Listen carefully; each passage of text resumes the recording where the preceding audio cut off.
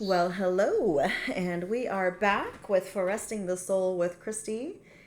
And I'm sitting here with my dad, Robert Peterson, and we are going to be, well, picking up from our last episode where we were speaking about kind of what led up to his crazy and unexpected journey of being life flighted to Barnes Hospital in St. Louis, Missouri, after a scare with congestive heart failure.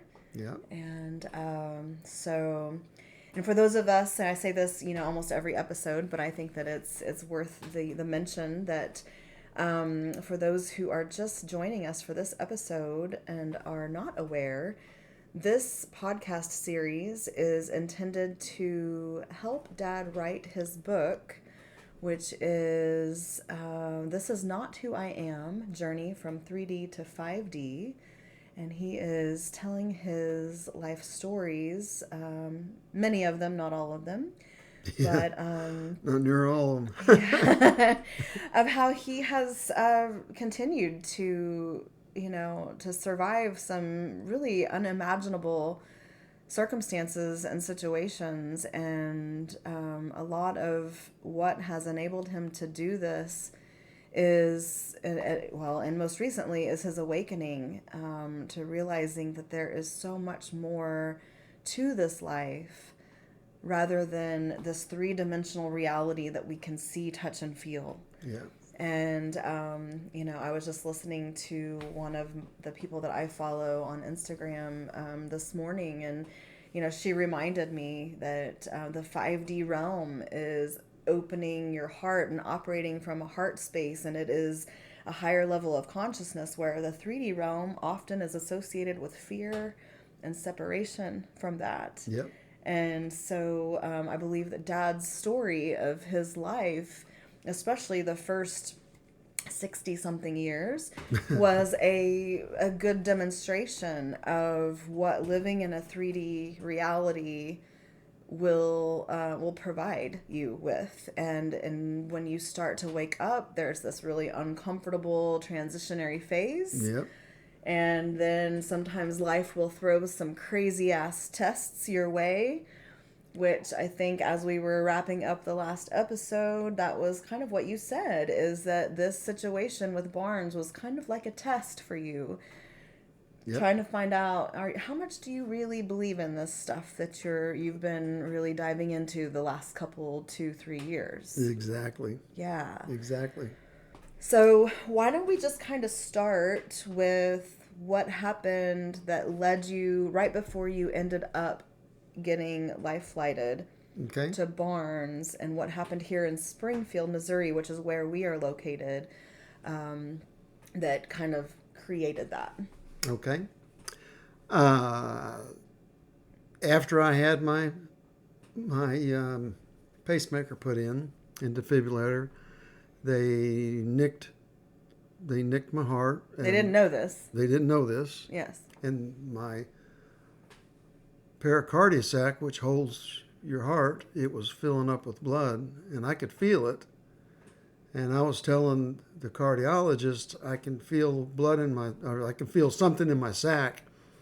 He says, oh, you couldn't feel that. And anyway, we're sitting arguing about it, and Christy's taking a recording Audio. of it. I have audio recording of it. Mm-hmm. And he got irritated, and he says, well, we can't do nothing else for you here, but we'll just send you to Barnes.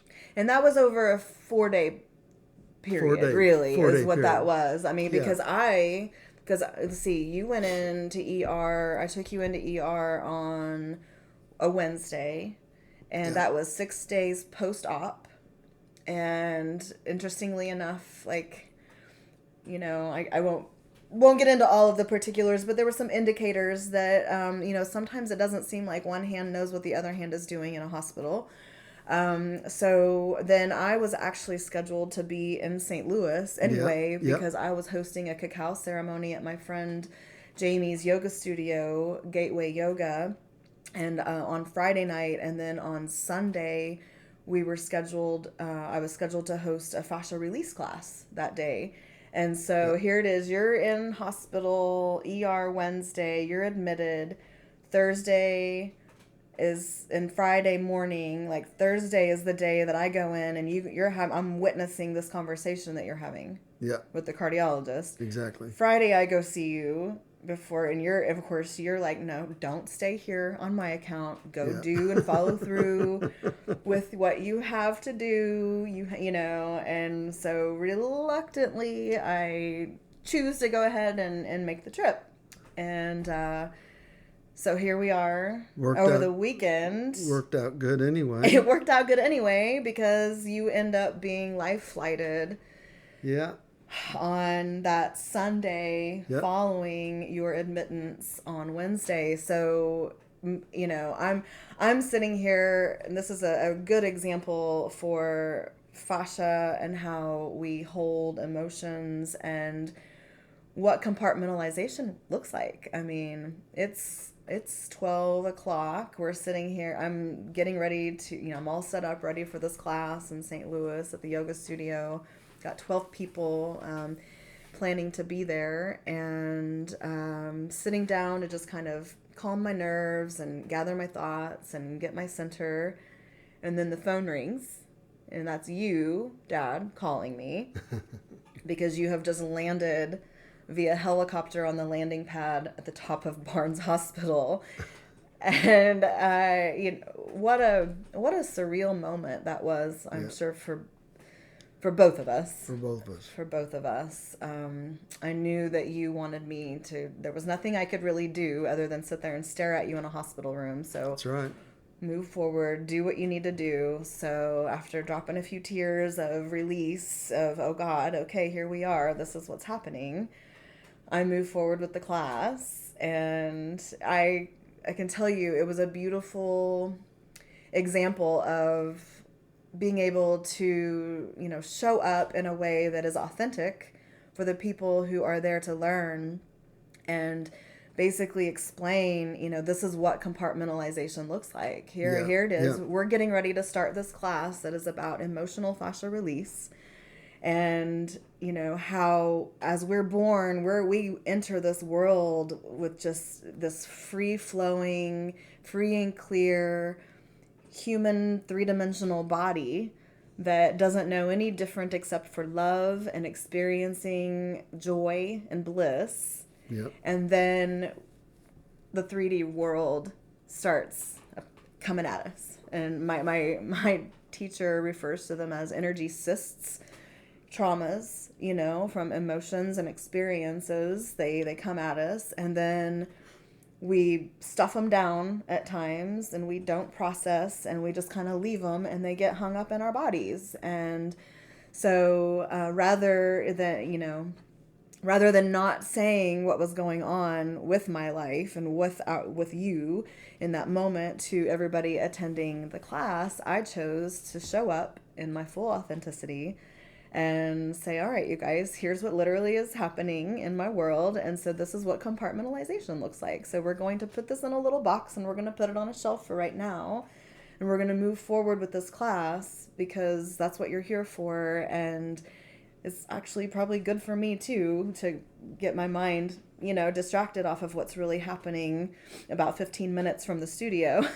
Yeah. Right. And so it was a beautiful opportunity to really kind of get into how that looks in the real world. I mean, for those of you who are listening, think about all the times that you've had to compartmentalize. You've got life coming at you in all different directions, but yet you still have to face what's right in front of you. You got to go to work. You got to deal.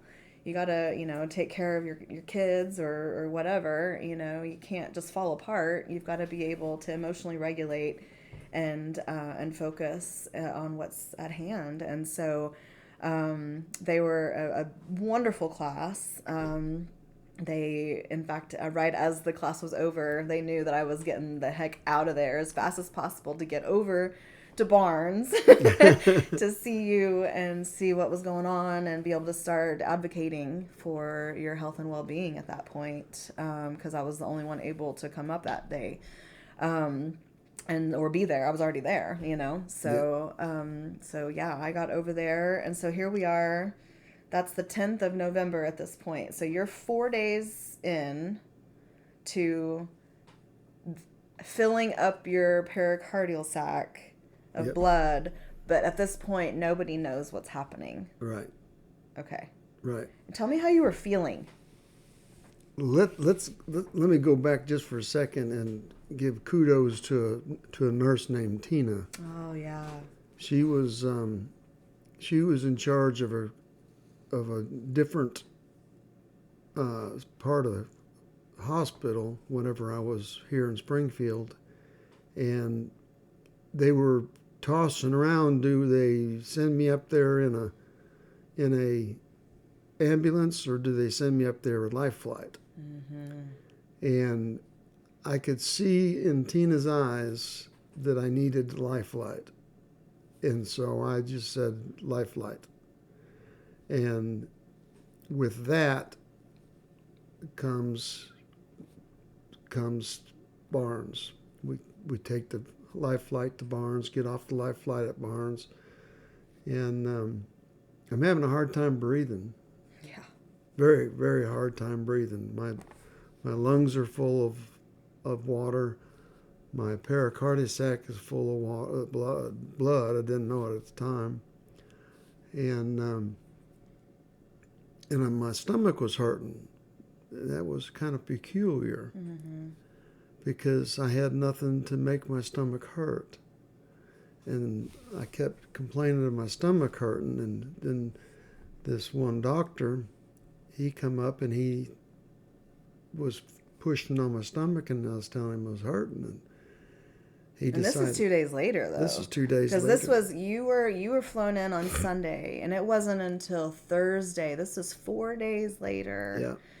That, and some of that may be kind of a blur for you, because those 2 nights, Wednesday yeah, it is and blur for me. Yeah, so Wednesday and Thursday nights, I mean, for the first 3 days you were there, you were supposed to have a thoracentesis to have the fluid drained off of your lung cavity, and they postponed it for a whole other day. They finally did that, and he's got some relief, but they had you on Lasix, and I mean, you were just starting to become super emaciated, but yet you were still having a hard time breathing, which was scary for me to watch, because you're literally like, your skin in your calves was wrinkled because all of the water was being sucked out of every cell of your body, which is why you thought, well, maybe I'm constipated. Yeah. Maybe that's why my stomach is hurting so bad. Yeah. My intestines and my lower bowels and stuff are hurting, right? Yeah. And so They do the CT. Yeah. They do the CT to try and find out if there's something in my belly that's hurting, and they find out that my pericardial sac is full, like we told them. Back here in Springfield. Yep. So they went in and what do they call that? Did they call that a parenthesis? Thoracentesis. Thoracentesis. Mm-hmm. They did a thoracentesis and actually stuck a needle in to my pericardial sac. That's the thoracentesis was around your lungs, but they also did go in and do the drained. Yeah. So they drained a liter of blood off of my pericardial sac and 1.5 liters of of water off my lungs. I mean, you were at one point, I mean, it was that Thursday night, the night you went into ICU, you told me, like, I feel like I am just drowning. Yeah, I did. And I know I mentioned this in a previous episode, but whenever I was there just kind of watching and witnessing and trying to hold space, I tried to breathe as shallow as I could see you breathing, and I nearly had a panic attack. Like, I cannot imagine the discomfort that you were in. And but what happened also is it came back that your levels for your organs, you were in active organ failure. Organs were shutting down. Your organs were shutting down whenever they did your blood work. And so that's when they realized, thank goodness he found that, and they immediately rushed you into ICU. And this was on the overnight of the 14th. So that Friday, like you said, they did these drains. They put in an external drain bag to be able to monitor. And that's when they realized that they had nicked your heart. Right. That's when they figured that out. They put a swan in my neck, and the swan, what it does is it runs a little bulb down inside of your heart and literally tells them exactly the pressure that your heart's putting up, rather than reading your pulse. And they were dumping all kinds of stuff in me.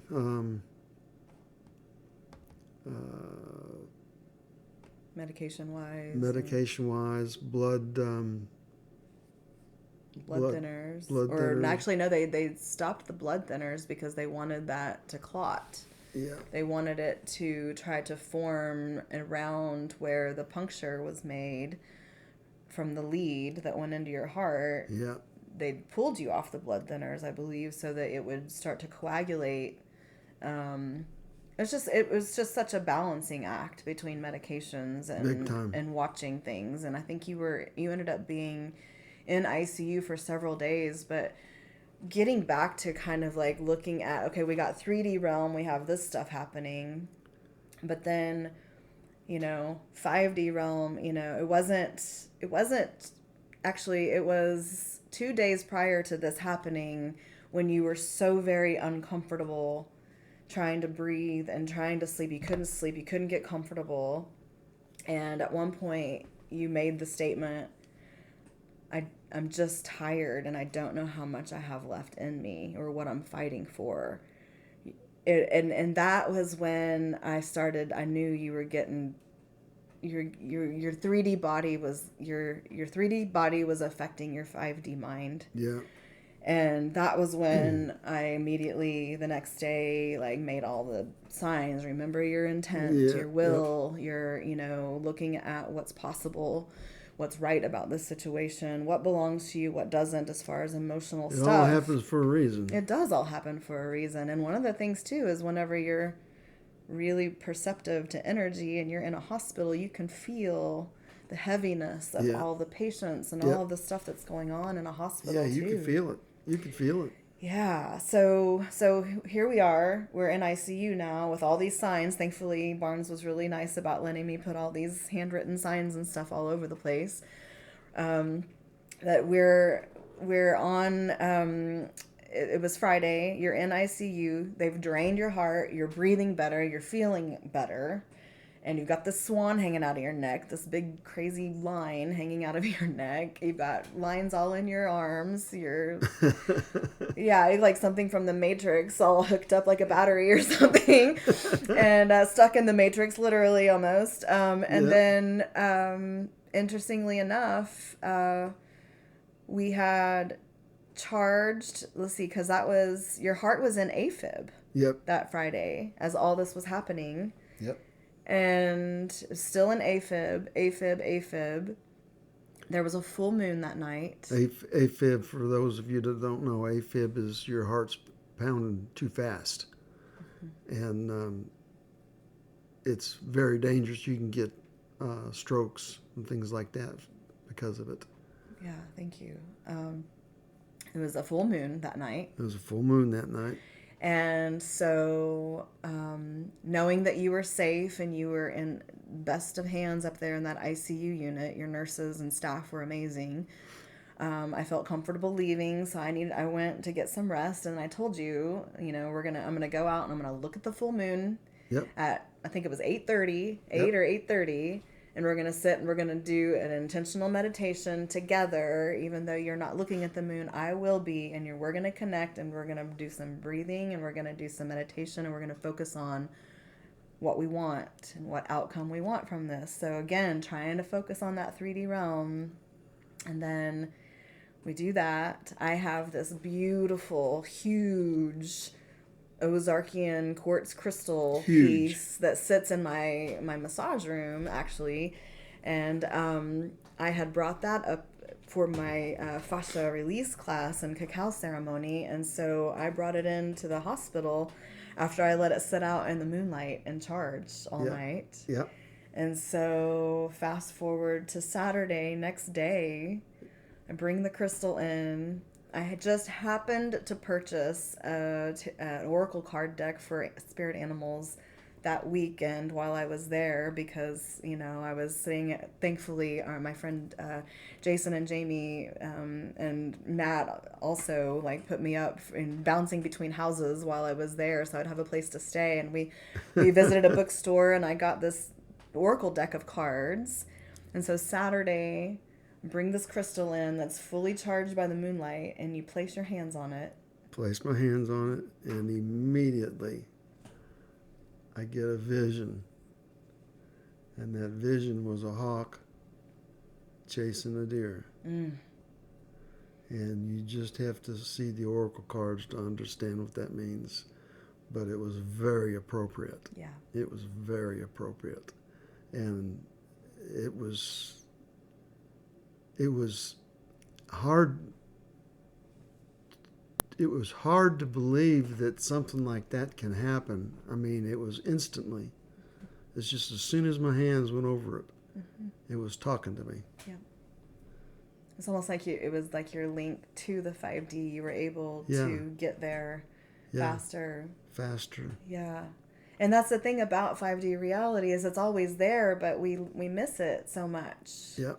Because we're not raised traditionally in an environment that to condition us to look for it, understand it, be a part of it. Right. I think that's shifting now, as I believe it is. As generations are aging and learning more and shifting that vibration. But the other beautiful part about that is your heart flipped out of AFib. Yep. Overnight. Yep. And I know a lot of it, physically 3D was because it was no longer underneath that stress of being squished by a liter of blood squeezing in on it. Mm-hmm. However, I believe that there was a lot of beautiful ethereal influences involved absolutely. As well. Absolutely. I mean, there's so much to be said for being able to be quiet and still and listen for the signs that we need. And a lot of times animal medicine and spirit medicine is where it's at. So so then you are continuing to make improvements over the next several days. Yep. I feel almost like nothing's ever happened. Yeah, because you weren't out of the water, though. I mean, you got out of ICU. You were released to, and this was a big moment for both of us, I feel. And I got kind of pretty emotionally moved by the situation and developed a huge appreciation for our nursing staff.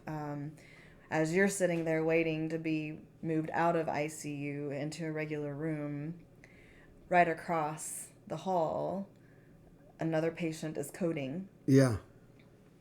And we're waiting and realize what's going on. And your nurse, two of your nurses and support staff, everybody is all hands on deck. Yeah. Doing chest compressions and trying to save this gentleman's life, which unfortunately he did not make it.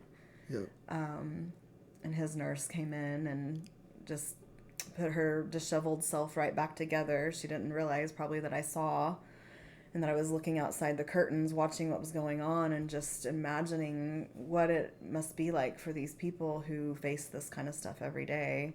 Yeah. And she pops in your room and acts like, okay, Robert, we're ready to move you out. We got the answers to your questions about this med and this, whatever, as if nothing happened. And I just looked at her. I'm like, are you okay? And she's like, yep, I'm okay, And so I just, hats off to nurses. I remember calling Katie that night and just thanking her for her hard work. Yeah, absolutely. A good friend of ours, a family really, who's a nurse, and they don't get the appreciation and the accolades that they so much deserve. No, they got to put up with so much. They do. They really do. I experienced it. Mm-hmm. For sure. So you're able to get transferred out of ICU. Right. And you're in a regular room for a couple of nights. Yep. We thought it was just going to be one night, but it turned out to be two. With a neighbor across the street going, "Hey, Oh yeah, there was a help gentleman. me!" There was a gentleman all night long. All night long. Yep, he was a confused soul. He was a confused soul. We're not sure what the mental issue was there, but he yelled pretty much all night long. But yeah, you were able to finally be released from Barnes. Yep. And we get you home. And we'll get you over here to the house for a little while. Actually, you went straight back home. That's right. Did you come here for a day or two? I can't remember. I stayed here a day or two. You stayed here for a day or two, and then you were comfortable going back to where you're living. And but you were on IV meds, and you were on a different medication via IV, and then they sent you home with a different kind of prescription that was in pill form. And there, again, became an imbalance issue. Imbalance, yep. And ended up back swelling up again, taking in water. Yep. Ended up having to go back to the hospital. And then this was, let's see, Wednesday, Thursday, Friday, Saturday, like 5 days later. 5 days later. So you're back in the hospital. Back in the hospital. And lo and behold, the first nurse that sees you at the other hospital, because you didn't go back to the one where the nick was, where the damage was done. Right. You go to a different hospital here in town. And there's Tina. And there's Tina. And you can't make this stuff up. You can't make it up. You can't make it up. Yeah. Here she probably saved my life once, and now she's saved my life again. Now she's a little angel by your side again. Yeah. Yeah. So, of course, we transfer all the signs back into the new hospital room. You're there for a week, trying to get everything balanced out. But this one was much better as far as proactive care for congestive heart failure. So you had home visit team, and you had home monitoring tablet, and you had all kinds of more education and more support whenever you left the hospital again a week later. Yep. And you have been experiencing really, you've just been healing since then, right? Tell me how you've been doing. Been doing good. I feel today like nothing's ever happened. Of course, I exercise 3 times a week. That's just a given. Because I need to get my heart stronger. Mm-hmm. That's where the problem is. The heart's not as strong as it should be. Once I get it strong enough, then everything is going to be 100% better. Yeah. But it's amazing, whenever I was up there in ICU, I kept trying to be in the moment. Mm-hmm. And there's a different, you get a different state. I did anyway. I got a different state of mind whenever I would close my eyes and I would meditate and think about how well I was going to be and how well I am. And it made my body listen to my mind and therefore heal itself along with the doctors. Mm-hmm. And what comes first, the chicken or the egg, Do you control your mind, or does your mind control you? And once you discover the 5D realm, you see everything different. Let's look at that word, everything. You see everything different.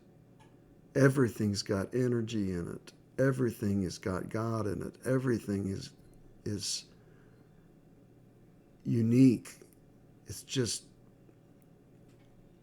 It's a different way of looking at life. And you understand that you can make your life what you want by programming your future with excitement about what you're going to have as if you already have it, and it will come to you at whatever way. You don't have to think about how. It'll just be that way. It's amazing. It is. Well, and one of the major synchronicities with that is the client, I will go as far as say friend at this point, who gave me that big, beautiful crystal that you placed your hands on, turned out actually being indirectly affiliated with your nephrology, or directly affiliated with your healthcare. Yeah. And being able to be an instrument in, in helping with medication. And Exactly. I mean, you just never know. And that's the beauty of the 5D is in 3D, we try to figure it all out. But when we do that, we place our own limitations on the possibilities. Yeah. Whereas in 5D realm, anything really is possible. It's a matter of what you want to create. I heard a deal on a podcast the other day. I thought it was pretty cool. What podcast? It was actually Paul Chek's. Oh, okay. But he was comparing a heartbeat. Okay, they were talking about knowing and thinking. And he, like Paul Chek said, I can put my fingers on my arteries and I can feel that I have a heart. So I think I got a heart. He says, but my heart is beating in my chest, so I know I have a heart. And whenever I looked at the 3D realm, I didn't think of it as something that was real. 5D or 3D? 5D. Okay. Did I say 3D? Yeah. I'm sorry. That's okay. 5D. I didn't think of it as real. And so therefore I didn't look at it with belief. But once you look at it with belief, you see it. And once you see it, and there's many, many, many ways of getting there quick and easy. But once you see it and you experience the 5D realm, the 3D realm, for me, become totally unimportant. There's nothing more important than the 5D realm in my life now. The 3D realm is just stuff. That's all it is just stuff. You could throw it away and find it at a garage sale tomorrow. Yeah. It's just stuff. Can't take it with you when you die. Can't take it when you die. No. Yep. Yeah. It's, well, and I look at it as distractions. The stuff around us. And, you and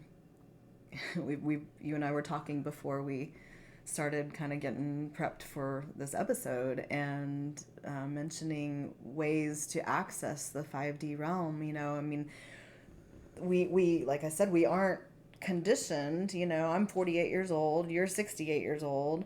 We didn't grow up with this understanding of the 5D realm, right, because it just wasn't as spoken about. And I think that there's, we could get into conspiracy theories and things like that, but I'm sure there's a reason why the powers that be and the ones who know have kind of kept this this knowledge away from being well known. Because if you can literally create what you want in your life. And it makes you start asking questions about authorities. It makes you ask questions about conditioning, behaviors and beliefs that are put out to control the masses. That's that's part of the everything that you start to see. That's it.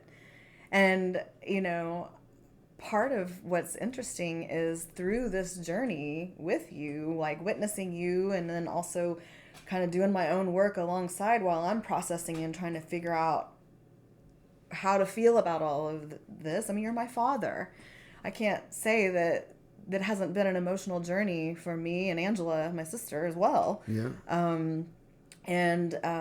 And looking at ways to self-soothe and to understand and to regulate my emotions and things of that nature, I have been reminded of the power of plant medicine. And cacao is one of those. We've had cacao together multiple times. It's really good for cardiac health, and it releases those bliss chemicals out of in your brain that really make you very perceptive to love and all the feel good, right? Mm-hmm. But there's a whole other gamut of plant medicines out there, big time, that help us access that 5D realm. Yep. That show us things that maybe we wouldn't have never seen before, and sitting. And not to discount like talk therapy, it's very important, and there's a time and a place. However, I will say what I have been witnessing over the last year since I stepped back into the realm of plant medicine and psychedelic medicines, it has provided healing that would otherwise take years. Yeah. And because of some of that, I'm now part of a local organization that is really trying to bring that to the forefront of the psychedelic revolution that's happening, to help people start to realize the power of these medicines and ways to wake up and see that 5D reality, so that the 3D realm isn't so much of a distraction. Controlling us. Yeah, exactly.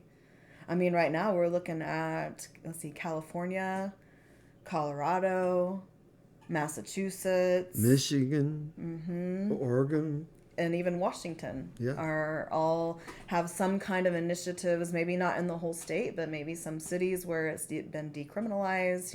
We've got psilocybin, MDMA, DMT, all of these substances that with responsible use, and a lot of times with a therapist, I mean, you're looking at being able to bridge that gap from the 3D realm to the 5D realm way faster, and be able to just let go of the past. I mean, over 75% of the shit we worry about never comes to pass. Yeah. So if we're constantly looking backwards and we're constantly worrying about what's going to happen forwards, then we're never enjoying right here in this very moment, which is the only thing that really truly exists. Wouldn't you agree? Mm-hmm.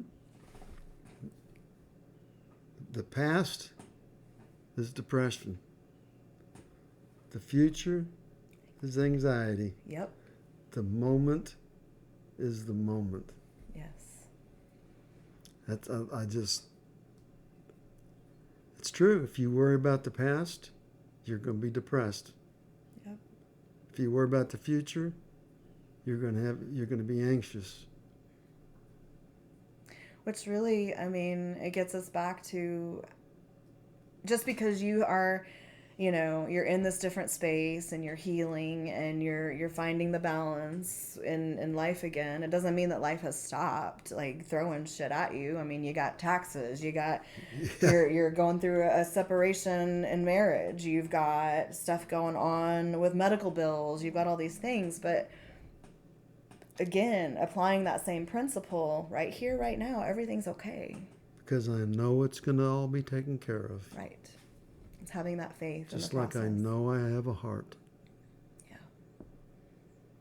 Gosh, that's what I like about. That's what I like so much about the 5D realm. Yeah. You make your life what you want. Yes. I'm so glad to have you back. It's glad to be back. Well, we are, gosh, I mean, and speaking of staying in the present moment and getting rid of distractions, I mean, I'm getting ready to leave for Peru. Yeah, I So know. we're gonna be kind of on hiatus for well, till the end of this month. It'll be like first of next month, or maybe even the second week of April, till we'll be able to convene again and get on with our next episode, and really preparing to wrap on this, I think, series. But yeah, the whole journey of trying to take distractions away, prepping for my dieta in Peru has been an interesting awareness. Who would have thought that it's my warm morning caffeine beverage that has been the hardest thing for me to let go of? Gets taken Yeah, away. like I can drop sugar every day, no problem. I can drop marijuana, no problem. This week was getting rid of meat and dairy. Dairy's been harder than just regular meat, Yeah. But it's just so interesting, the creature comforts, that we get so like addicted to. Oh yeah. Oh yeah. So, Yeah. but yeah, I'll be. And you don't even realize You it. You don't. But Till it's not there. Yeah, that's it. And I'm grateful to be in a different setting whenever we really go through the major part of this dieta, which is I'll be sitting with ayahuasca for 5 times in 10 days down in the middle of the Amazon jungle. 5 times in 10 days. 5 times in 10 days. And yeah, I leave tonight. You're gonna get me to the airport this evening, and I should land in Lima, Peru tomorrow morning at 5 a.m. And I'll go off grid with no phone service and no power and no running water for 10 days, beginning on the 16th. So Well, there'll be running water. It's just right, it just won't be where the running water you think about when you hear running water. It's just not going to be what you want to drink. It might be coming out of my eyes and out of my other parts of my body, but lots of purging, I'm sure. I've been trying to mitigate the purge by cleaning everything up here beforehand. Thankfully, I've had a beautiful guide, and there's a great group of people that are going. I feel totally safe. Nothing to worry about as far as safety concerns or anything like that. But I'm excited to share with you all about what I can bring back from the 5D realm. It's going to be exciting. When I get back from this journey. I'm also going to see Machu Picchu, so that'll be really, really awesome. So whenever we get back, or when I get back from that journey, then we will reconvene and see what the last chapter or the last episode of this series, where it takes us. I know you're going to put some thought into it, and then we'll get back to things. Sounds good. So, is there anything we want to leave our listeners with today, as far as little nuggets of information or tips, or any words to live by that you want to suggest off of, based on all of your experiences that you've had thus far in your life, Dad?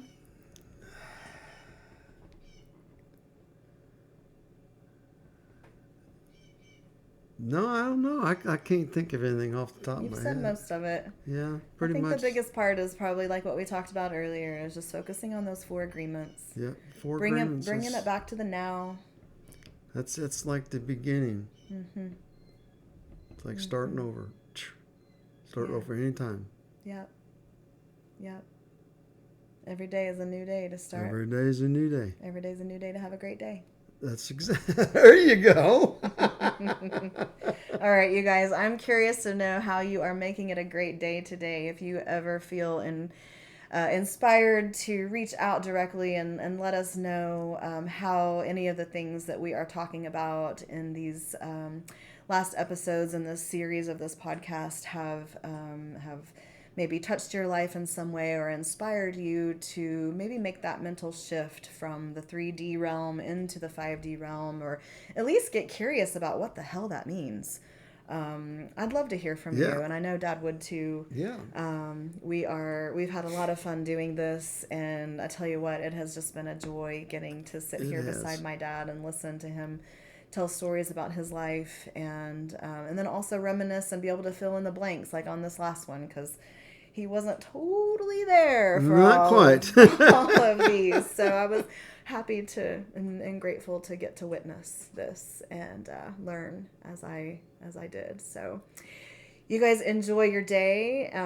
Figure out how you can stay in the present moment, do what makes you happy, and remember that we create our own realities right here in the right now.